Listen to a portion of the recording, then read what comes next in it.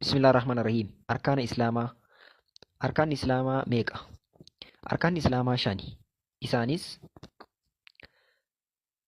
tokkoffaa shahaadatu an laa ilaaha illallah wa anna Muhammadan rasuulullah. Hiikkaan isaas haqaan gabbaramaan Allah malee hin jiru. Muhammad ammoo ergamaa rabbiiti jechuudha. Kana amanuudha tokkoffaan. Lammaffaa iqaamus salaat. Hiikkaan isaas salaata gad dhaabanii salaatuu akka rabbiin salaataa jedhetti salaatuu jechuudha.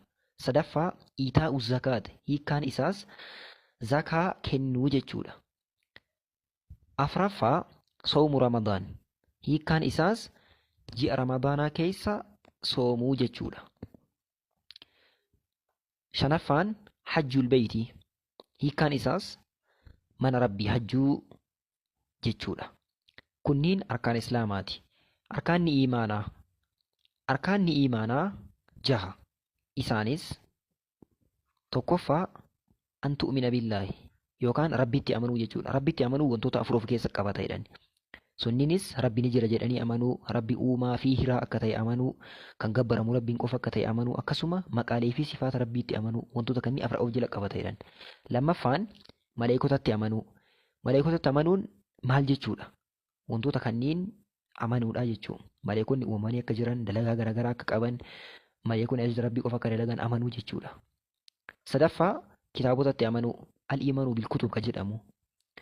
Kitaabatti akkamii amanan jennaan kitaabni kunniin dhugaan akka rabbiin biraa buufaman amanuu, akkasumas kitaabonni kunniin dhugaa qofa dubbatu jedhanii amanuudha. Afraffaa al-iimaanuu birrusul. Ergamtootatti amanuu. Ergamtootatti amanuu akkam itti amananii? Akkaataa itti amanan nabiyyoonni kun hundi dhugaa akka dubbatan.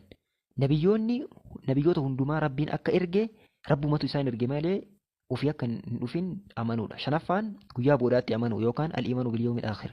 Innis madaallii dalagaa fi mindaan akka jiru amanuu, jannataa fi jahannama akka jiran amanuu, qabrii fi gaafiin qabrii dhugaa akka ta'e amanuu, qabrii irraa akka kaafaman amanuu, wantoota kanneen afran of keessa qabataa jechuudha. Jahaffaan qadaratti amanuudha. Qadara jechuun maal jechuu? Qadara jechuun murtii rabbii jechuudha. Rabbiin waa hunda murteesseeraa jedhanii amanuudha jechuudha. Kunniin arkaana imaanaati. Itti aansee arkaana ihsaanaa. Arkaanni ihsaanaa tokko. Innis an ta'buda Allaha ka'annaka taraahu. Rabbiin akka waan ijaan ilaalanii argaa jiranitti gabbaruudha. Fa'in lam takun taraahu fa'innahu yaraaka. Nuti arguu dhabnus inni nu argaa